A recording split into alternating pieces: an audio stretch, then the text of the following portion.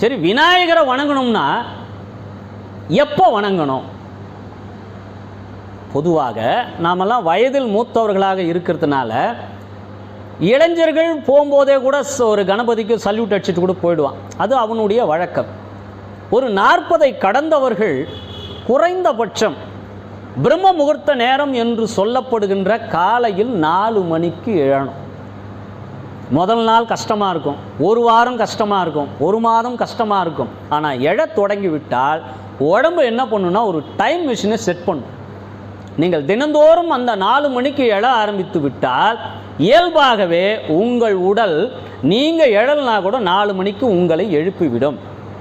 இது time machine, உடம்பு set பண்ணி வச்சுருக்கோம். இந்த 4 மணிக்கு எழுந்தால் அதற்கு பெயர் பிரம்ம முகூர்த்தம்.